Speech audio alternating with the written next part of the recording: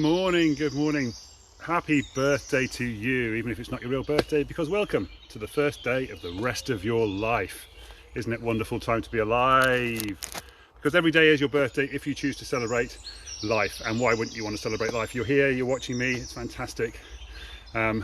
Because this is the first day of the rest of your life. So why not celebrate it? Happy birthday, hence why I say happy birthday. And actually this is a really good thing because one of the topics I'm going to talk about today, I can't remember if I put it in the title. I may not have put it in the title. Winning the game of life. I don't think I did, actually. I don't know if I changed that. Oh dear, this is annoying, isn't it? Because if anybody's watching this, can I change it? Nope, that's a comment. Change the title. Yes, here we go. Winning the game of life. Save. There we go. There we go. Hello Tom, how are you doing? Happy birthday for a few days ago. Hope you're well and life is treating you great. Happy birthdays though. First of all, let's start off with those. We're going to talk about winning the game of life, because one of the ways you can win the game of life is to celebrate life every single day and recognize that you can restart your life every single day if you choose to do so. So why wouldn't you want to do that? Because if you've had a miserable day yesterday, let's start again today. And part of the big message from winning the game of life is to never compare yourself to other people like we talked about yesterday, but only compare yourself, which we didn't talk about yesterday, to the person you were yesterday, because you're always learning, you're always growing. You are I was going to say a better person. That's not necessarily true. You have learnt more about yourself and about the world around you by today than you did at the beginning of yesterday. At the very least, because you're watching me right now and you are learning about me, you're learning about the light on my face here. You're recognizing that it's your birthday, the first day of the rest of your life, all that kind of stuff. So yeah, and you will have learned stuff that happened during the day yesterday, and it's a question of whether or not you're going to choose. Sorry about the noise. I get a bit of noise when I readjust that, don't I? You're going to choose as to whether or not you're going to be responsible for your reaction to those things that happened to you yesterday in a positive way or a negative way. That's entirely up to you. As Captain Jack Sparrow would say, the problem is not the problem is your reaction to the problem, or your responsibility for how you react to the problem. That doesn't really work, does it? Was how you deal with the problem. Anyway, you get the idea. So we're going to talk a lot about that in a minute. I've forgotten to start my timer, which is never a good sign. Happy birthdays though, first of all, to the people whose real birthdays it is. Serb, who I know as Sasha, Akin, Holly Oxtat, Anne Malloy, who I believe is the wife of Terry or Tony? Terry I think. Robert Leet and Shonette Basson. Don't know how you pronounce the surname. Anyway, let me know if I've butchered your name completely in the comments below. That would be fantastic. And happy birthday to all of you people for happy birthdays today, for having a birthday today rather. We celebrate your birthdays by blowing out your candles on your cake, but it's also a really good breathing exercise for us, a mindfulness exercise, a little mini meditation. And it also is what are we going to get done today? What's the one thing we're going to get done today? Blow out this one candle. Breathe in 5 through the nose. Put this hand on your heart. Light your candles while you're holding your breath on your other hand. And then blow out the candles. Happy birthday. Do that 5 times a day. Or do that 5 times each time you do it, ideally. Or just do it once, it's fine. Just do it once, it's absolutely fine. Ideally do it throughout the day. Do it once an hour, it's fantastic. What is one thing you're going to get done this hour? And then as you do the second one, it's a good idea, isn't it? I didn't talk about that. Do the second time through, do the third time through, do the 4th time through, and do the 5th time through. The second time through, think about what is the thing you did in the last 24 hours, or the last thing you did in the last hour, and move that forward. That helps you to do this winning the game of life thing, because you look at, well, what did I plan to do yesterday morning? And you know that I'm struggling with this one. Did I do it today? And therefore, can I celebrate the fact that I achieved that result that I did, that I planned to do yesterday, that I've done now by today? So yes, I've done that one thing, or not, potentially. But then what lesson have I learned from not having done it? What was the reasoning for not doing it? What was holding me back? What stopped me from doing it? Can I learn from that? Can I be responsible for that going forward, rather than using below the line thinking, blame, excuses and denial, stay stuck in bed, versus ownership, accountability and responsibility. Responsibility, you see, there you go, above the line lane. So oaring, or rowing your life, rowing forward in your life, above the line thinking, ownership, accountability, responsibility. Below the line lane thinking, you're in bed, blame, excuses and denial. Who are you blaming? What excuses are you using? How are you denying that it was even your fault? Remember, excuses are what you use moving forward in the future as to why you won't do something, and reasons are the reasons you didn't do it in the past. So if I set myself a target yesterday, I haven't done it today, what's the reason for that? Okay, what's the reason for it? Can I look at that and go, can I learn from that? Can I become responsibility for the reasons I didn't do it? What I don't want to do is then take that reason and then use it as an excuse for not doing it again in the future. So projecting that forward and going, that's now an excuse for not having having had it done by tomorrow. So a nice lady on here yesterday, Jan, and I said, yes, I'm going to have my landing page done because you wanted it, and I still haven't done it. So I need to take responsibility for that, and I just need to knuckle down and get it damn thing done. I don't know why I'm not doing it. I need to look more carefully into that. Well, I do know part reason why I know I do it, because it's a big topic. I've got to connect everything together. I've got to go through, I've got to think about what I need to write on the page, I've got to design it, make it lay out nice, and all that stuff is all stuff that I hate doing. I just hate the idea of it. I just want to be able to say to people, go and download it from here, and it's really great and it's fantastic, and then they can go down there, they can see all the topics and download it and stuff, and it just, for some reason, it just makes me want to go, it makes me want to feel sick. And here you go. So this is coming into Marissa Piers, who was talking this morning. This is the video I'm basing this on this morning. Who was saying the words that you use, the stories that you tell yourself, can make a big difference to how you feel about things. So that's me going, I hate the idea of doing the landing pages, it makes me feel sick. I'm programming my brain by saying those things to make it feel like it's a really big task that's going to make me feel sick and all that kind of stuff. So I'm programming myself, I'm pre-programming the excuses. I don't want to do it because it's going to make me feel sick in the future. And what I need to do is switch that story around and create a nice picture, a pretty picture. I'm going to have this beautiful landing page that I'm going to enjoy putting together and constructing so that it's really exciting for people. And then I'm going to have people coming onto that page and downloading my Create Happy Thoughts in 5 minutes a day process, and they're going to love it. They're going to give me feedback on it, so I can adjust it and make it better in the future. And it's just going to be fantastic. That's the story I need to be telling myself to rewire those brain patterns to make it into a fun thing to do rather than a negative thing to do. The problem is, as I've said in the past, I've rewired my brain for quite some time now, at the very least 6 months, that this is going to be a hard job, it's going to be a difficult job. In fact, it's probably been close on 12 months. I think I've probably been, actually since October last year, I've been putting off this landing page thing. And telling myself this is going to be difficult, it's going to be hard. Although actually, even if you think about that, just creating a landing page, that started in, years ago. That was, in fact, the first landing page I created was in 2014, and it didn't produce the results I wanted it to, so that's possibly where that started from.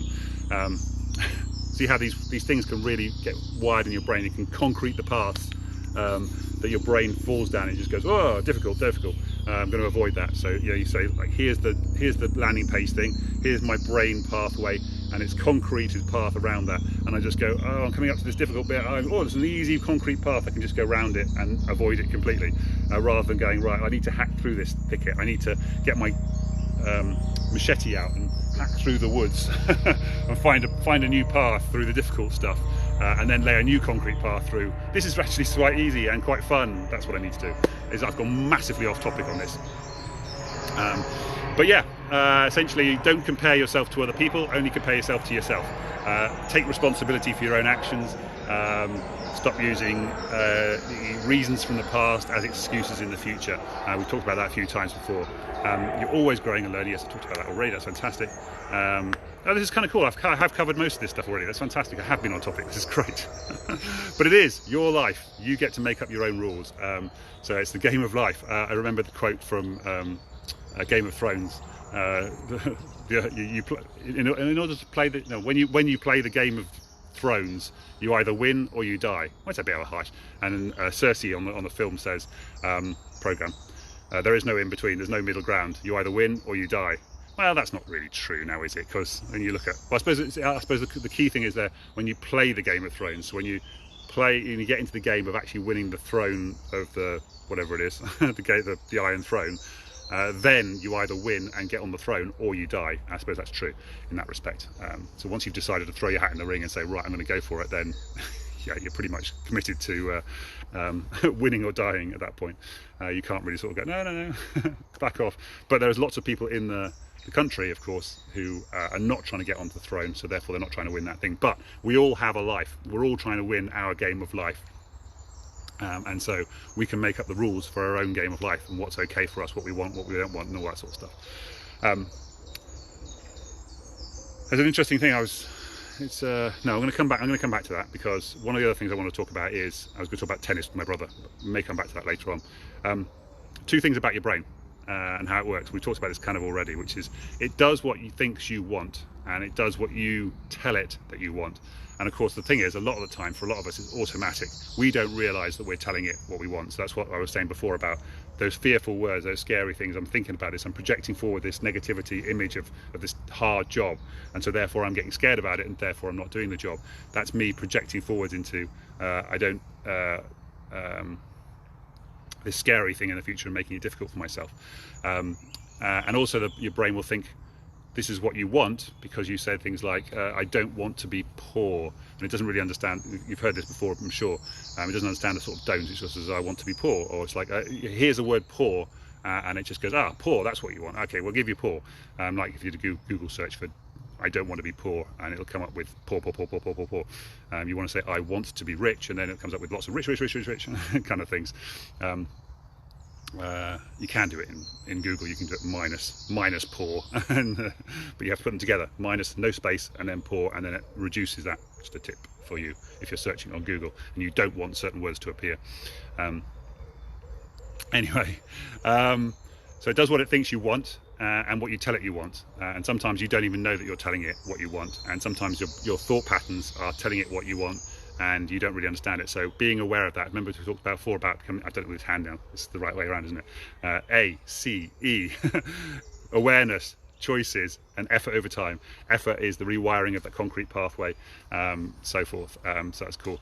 And also, your brain tries to keep you safe, or comfortable, or familiar. We talked about the comfort zone, we talked about the hula hoop a few times in the past. But it's also familiar. This is a key thing. Because this is a critical part of this. It's keeping you familiar. So things that you know, that you've experienced before, you know what they feel like. Your brain will try and keep you that. So that can sometimes not be what you want. I mean, maybe sometimes that'll be unfamiliar. Sorry, not unfamiliar. It's familiar things. So like you have an abusive partner, and then when you go and try and find a new partner, you find a new abusive partner because that's comfortable, that's what you feel, that's what you recognize, that's what you understand. Whereas you find somebody who's not abusive, you kind of feel uncomfortable and you're not quite sure what's going on. So that's why a lot of the times you'll find people will go from abusive partner to abusive partner to abusive partner, because every time they meet somebody who looks like they're not abusive, they go, well, this is a bit weird, this feels uncomfortable, this doesn't feel like a nice feeling, because I'm not used to this. It's an uncomfortable feeling, and so therefore they reject the nice people who treat them well, because it's not a comfortable feeling, it's not a familiar feeling, it's not a what I'm used to feeling, even if it's not even if it's still a painful feeling. Hopefully that makes a lot of sense.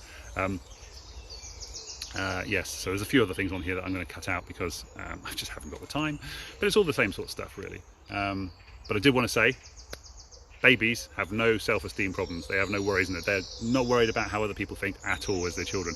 But we sometimes we build up these negative views of ourselves from experiences that we have. So we'll have something that happens, so we're judged as children at some point. So at some point the baby becomes aware of the concept of being judged. And that's around sort of 3, 4, 5 age-ish, thereabouts. You start to become aware of language and understanding what people are saying, and therefore you can understand whether people like or dislike you, and whether you're being rejected or not rejected, because a little tiny baby doesn't care. It's just like, wah, give me some attention, and eventually you'll get some attention. Anyway, but yeah, so we get judged at some point, and then we take that forward, and then we go, okay, but it's like, and this was on the Buddha Brain, which is actually not the book of the day. I was listening to a different book of the day.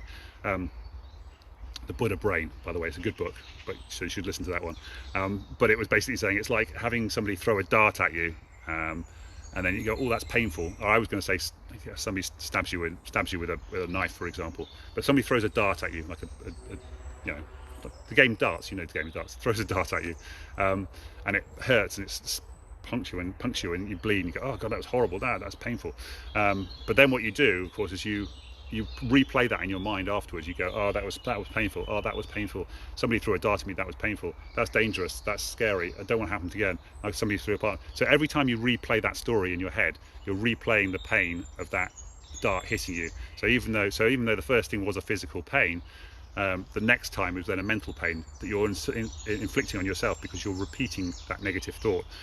And what we need to do, which is what my Create Happy Thoughts in 5 minutes a day process does, is to help you to stop focusing on the negatives and the dangers in your life and the things that didn't work out, and start focusing on the positives and the happy things, and rewire your brain. It uses neuropsychology to rewire your brain for positivity. So that's the landing page that I need to build today for Janet, who was on here yesterday, and everybody else who wants it as well, so that they can help them so I can help them to rewire their brain for positivity and not negativity. So they can stop poking themselves in the chest with that dart that somebody threw at them years and years and years ago. They still keep telling the story of how somebody threw a dart at me, and it was terrible, and somebody threw a dart at me and it was terrible. There was this, at school, this person sent this dart at me and it was terrible, and you can remember that story. But when was the time then somebody did a really nice thing for you at school, and how many times do you tell that story? Oh, this person did this really nice thing to me at school. Those are not the stories that we tell, is it? So anyway, there you go. That's basically it, really. I think I wanted to say, yes, absolutely. My brother's story was basically, we were playing tennis, and he, rather than just doing a sort of friendly game backwards and forwards, somebody patting it backwards and forwards, he would always try and win the point, and so he would knock it way over there. I'm like, why don't you just hit it back to me? He said, but that's not tennis, that's not what you're supposed to play. That's because in his mind, that was the game of tennis that he was playing, was to win. And my game of tennis that I was trying to play was friendly, just knocking it backwards and forwards, having fun, enjoying each other's company. And I just realised I didn't start the timer, did I? So now when I'm aiming at finishing this in 15 minutes, I'm nowhere near 15 minutes, because it was probably 2 or 3 minutes I was talking before I even started the clock. I hate this. Telling myself the story. I need to get this much smaller, much shorter. These topics, I just thought this was one topic, a simple topic, but it's not. It's huge, isn't it? And this is why you need to come on my 7-day course, because we're going to cover all this stuff in a lot more time and space and so forth. My 7-day Kickstarter to rewire your brain for positivity. That's what I'm doing. That's the second landing page. Just one more thing while we finish off, since we've gone over time anyway. And this was a quote from, I think it was something called Dr. Morty, I think his name was. He was a psychologist, which I thought was fantastic as well, which is emotions, allowing emotions to come out. Emotions that can't find expression in tears will often find other organs to release that pain through. Now, that's not a direct quote, it was something like that. I paraphrased that completely. But that's just like pain and disease and so forth coming out of your body through these kinds of things. So you've got to watch out for that sort of stuff. Good morning. Good morning. I need to leave some of my little cards down here, so just in case anybody comes back and has a look. Got these little things that tell people to go and have a look at my YouTube channel. Right, that's all from me for now. Haven't had any viewers today, apart from Tom, who came and left. Let's see, that in there. Yeah. There we go. They'll probably blow away, but let's just leave those in there. I'm going to put one in there and one in there. Yeah. Don't know why I'm telling you this, but there you go. That's not going to work, is it? There we go. Let's do that. Right, I'm going to go. Take care. Have a lovely birthday, Sasha, Akin, Holly, Anne, Robert, and Shonette. And I will see you tomorrow with some other fascinating thing, hopefully in less than 15 minutes, and ideally less than 10 minutes. So frustrating, isn't it? Because I'm going to have to edit this again for Instagram. I hate these editing. I don't like doing the editing bit. It's really frustrating. And I'm like 3 days behind on the editing now. Anyway, all right. Take care, guys. Bye for now. Thanks for watching.